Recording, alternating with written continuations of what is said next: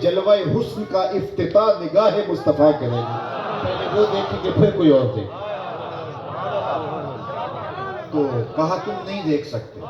अल्लामा साजुद्दीन तफ्ताज़ानी ने शरह अक़ाइद में इस मौके पे लिखा कि अल्लाह ने ये नहीं कहा कि जो है वो मैं दिख नहीं सकता, कहा तुम नहीं देख सकते। तो यहाँ रोयत के इम्कान की नफी नहीं है, कहा तुम नहीं देख सकते, तुम्हारी आंखों में ताब कहाँ कि मेरे जलवों को सहार सको। अल्लाह अकबर। लेकिन उन्होंने कहा मालिक मैं तो देखना था, शौक फरावा था। तो कहा अच्छा फिर इस पहाड़ को देखो, ये अगर अपनी जगह पे ठहर रहा तो फिर तुम मुझे देख लोगे। अलग बात है पहाड़ न ठहर सका, लेकिन मुमकिन के साथ जो चीज़ मुअल्लक कर दी जाए वो मुमकिन है। अगर मुझे आप कहें कि जनाब हमारे साथ हमारे घर चाय पीने चलिए, तो मैंने कहा कि क़िबला चिश्ती साहब अगर जाएंगे तो मैं भी चला जाऊँगा। तो मैंने इनके साथ मुअल्लक कर दिया, तो आप इनको राज़ी कर लेंगे, तो मैं तो इनसे अपने आप को मुअल्लक कर चुका हूँ। लेकिन मैं अगर कहूँ कि ये मस्जिद जाएगी तो मैं जाऊँगा, तो फिर इसका मतलब है कि आपने कहा सीधा सीधा जवाब ये ना, क्योंकि मैंने नामुमकिन से मुअल्लक किया। अल्लाह ने अपने दीदार को मुअल्लक किया इस्तिक़रार जबल के साथ। पहाड़ ठहरा रहा तो देख लोगे, तो पहाड़ का ठहरना मुमकिन है ना, तो मुमकिन के साथ मुअल्लक मुमकिन है, तो दीदार तो मुमकिन हो गया। ये अलग बात है पहाड़ ठहरना लगा, ये अलग बात आप इनको राजी न कर पाए, लेकिन मुअल्लक तो था, मुमकिन तो था। तो कहा कि अगर ये अपनी जगह पर ठहर रहा तो फिर तुम मुझे देख लोगे। अच्छा यहाँ मैं एक दुख की और बात भी करूँ, और वो ये कि जब कहा ना इस पहाड़ को देखो, तो कहा मालिक मैं तेरे जलवे तो दरख्तों से देखने की आदत है, और जहाँ से आदत हो वहाँ आसान होता है। वो बात कहते हैं कि 16 तकरीर वाला कुरान जो है ना, इसमें हम सोखे रहते हैं, क्योंकि हमने हिफ्ज़ यहाँ से किया है। अब 17 तकरीर वाले से मुश्किल होगा, है तो वो भी कुरान। तो जलवा तो यहाँ भी तूर पे देखा, पहाड़ पे, लेकिन कहा मैं दरख्त से देखने का आदमी। जब हज़रत मूसा ने कब्ती को थप्पड़ मार दिया था, कुरान उठाइए, मूसा अलैहिस्सलाम ने एक कब्ती को थप्पड़ मार दिया था मिस्र में, और वो ताब न लाते हुए वहीं ढेर हो गया। तो हालात कशीदा हो गए, तो शहर मिस्र छोड़ना पड़ा, तो मदियन चले गए। तो वहाँ देखा कि कुएं पर लोग अपने जानवरों को सैराब कर रहे हैं। तो 2 लड़कियां हैं जो हया में लिपटी हुई हैं और अपने जानवरों के लिए एक समत खड़ी हैं। समझे कि ये हया की वजह से, पर्दे की वजह से मर्दों के हुजूम में आना नहीं चाहती। तो आगे बढ़कर उनके जानवर हाँके, पानी पिलाया और फिर उनकी तरफ हाँक दिए।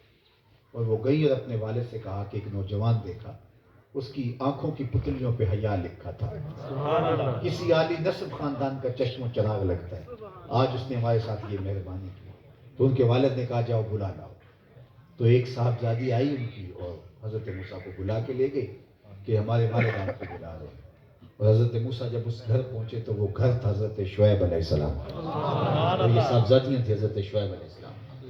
हज़रत शुएब अलैहिस्सलाम ने कुछ देर रखा और फिर अपनी एक साहबजादी से उनका निकाह कर दिया। उधर मिस्र के हालात ठीक हुए तो कहा अब तुम वहाँ चले जाओ। तो हज़रत सफूदा सलामुल्लाह अलैहा, जो हज़रत मूसा अलैहिस्सलाम की अहलिया थी, वो हमल से थी और सर्द रात थी, तो दूर आग जलती हुई दिखाई दी। तो कहा रुको मैं तुम्हारे लिए आग ले आऊँ, तुम तापो, थोड़ी सी तस्कीन मिले। लेकिन जब गए तो वो आग नहीं थी। आवाज़ आई तुम मुकद्दस वादी में आ गए, अपने जूते उतार लो। और आग नहीं थी, दरख्त चमक रहा था। लेने गए आग पैगम्बर को, उस दरख्त से आवाज़ आई कि मैं तुम्हारा रब हूँ। अब हज़रत मूसा अलैहिस्सलाम ने अल्लाह की तजल्लियात को उस दरख्त से देखा था। आज कहा गया कि इस पहाड़ को देखो, कहा मालिक मैं तो दरख्त से देखने की आदत रखता हूँ। तो कहा मूसा घर से निकलते हुए माँ को क्या कहा? जब हज़रत मूसा घर से निकले ना तूर की जानिब, तो माँ ने कहा तमस्सकत बेज़ियाले, दामन पकड़ लिया, कहा मुझे काम पड़ जाए तो तुम्हें कहाँ से ढूंढूंगी? ऐन अतलुबु का, तो कहा उतलुबनी अलल जबल, मुझे पहाड़ पे ढूंढना। कहा मूसा उस वक्त से तेरी माँ की निगाहें पहाड़ पे लगी, और जिधर माँ की निगाह होती है वही जगह अल्लाह की जलवागाह होती है। अब मेरी तजल्लियात तुम्हें यहाँ मिलेगी। तो हज़रत मूसा ने उस पहाड़ पे नजर रखी तो फिर अल्लाह ने अपनी तजल्ला उसके ऊपर डाली और वो पहाड़ जल उठा, ताब न ला सका। और खज़ा मूसा साहिब का कुरान ने भी बताया, हज़रत मूसा अलैहिस्सलाम भी इस कैफियत में आगे को होश बरकरार न रहे और ज़मीन पे तशरीफ़ फरमा हो गए। फिर इफाका हुआ तो कहा कि तुब तो इलेक, मालिक मैं तौबा करता हूं, रुजू करता हूं, मैंने मुतालबा क्यों किया। इमाम बुरहानुद्दीन हल्बी ने लिखा कि हज़रत मूसा अलैहिस्सलाम की आँख में चलो अल्लाह के दीदार का सुरमा तो लग गया था ना, अगर ताब नहीं ला सके, सहार नहीं सके, लेकिन अल्लाह के दीदार की चमक तो आई थी आँख में।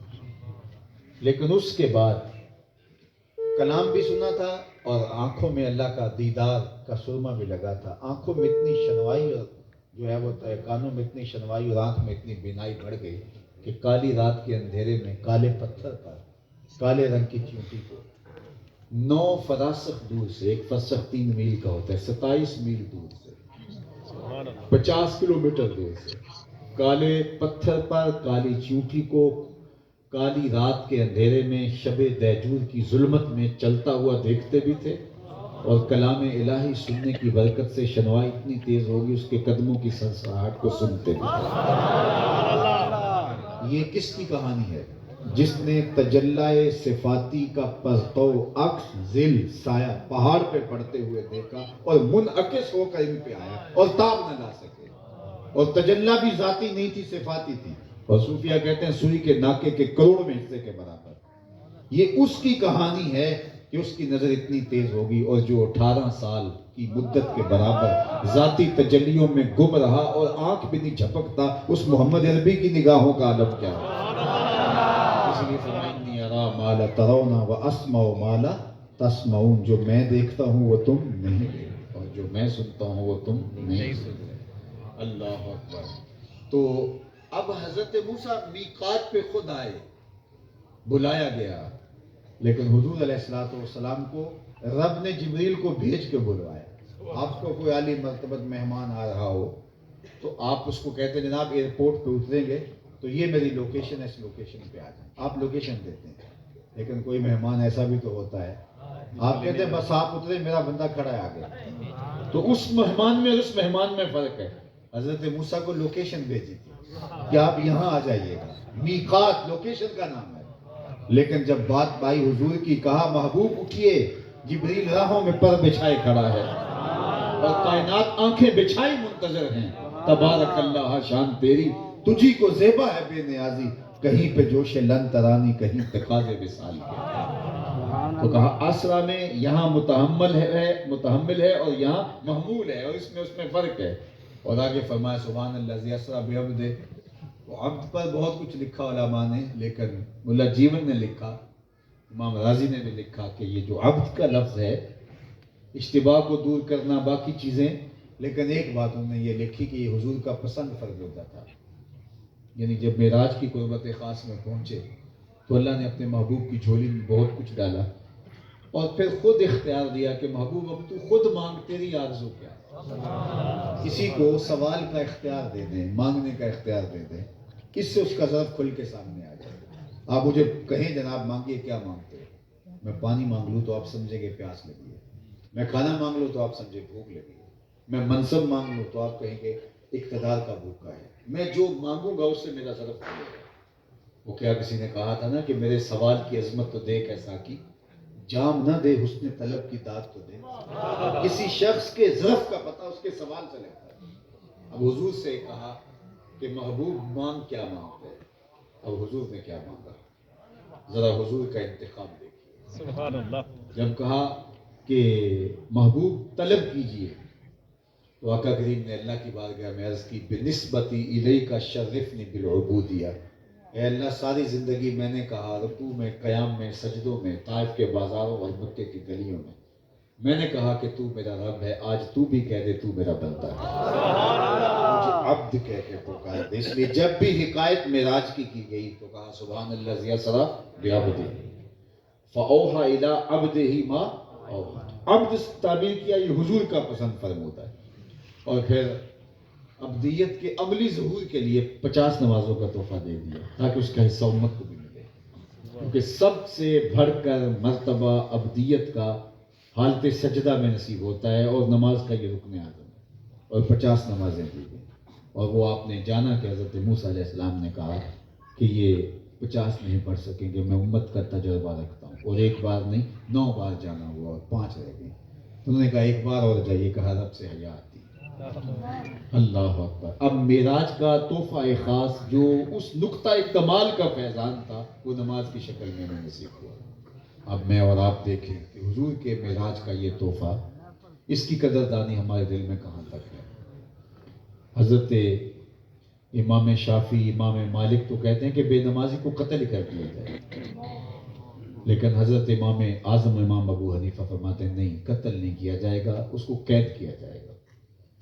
اور شیخ سعدی فرماتے ہیں بے نمازی کو قرض نہ دو، جو رب کا قرض ادا نہیں کرتا تمہارا قرض کیسے ادا کرے؟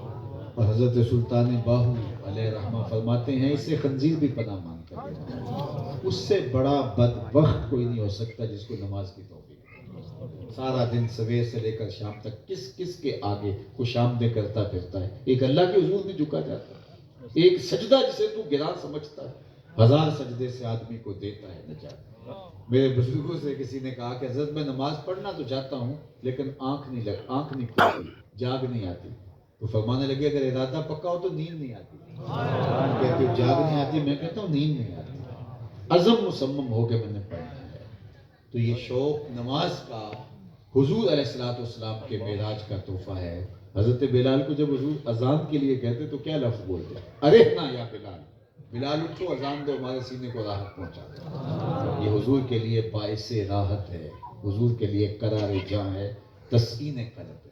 تو معراج کے اس تحفے کو جو ہے وہ اپنی زندگی میں یوں اتار دو کہ کبھی زندگی کے اندر نماز سے کوتاہی نہ ہونے پائے۔ مجھے اس بات کی خوشی ہے کہ اس مسجد کے ساتھ یہ عالی مرتبت مدرسے کا قیام ہوا، اور چونکہ میں اس طرف آنا تھا تو مجھے زور دیا گیا، تو اللہ کا شکر ہے کہ مجھے لگ تو رہا تھا کہ بڑی ہمت کمزور سی ہے، لیکن 4 کلمات اللہ نے زبان پہ جاری کر دیے۔ میں دعا کروں گا کہ اللہ تعالیٰ اس درس گاہ علمی کو آنے والے دور میں اس علاقے کی ضروریات کا کفیل بنائے، اور یہاں ہدایت کا سرچشمہ اور نور کا منبع بنائے، اور اللہ مجھے اور آپ کو اپنی خاص پناہ امان اور حفاظتوں کا حصار دے۔ وآخر دعوانا ان الحمد للہ رب العالمین۔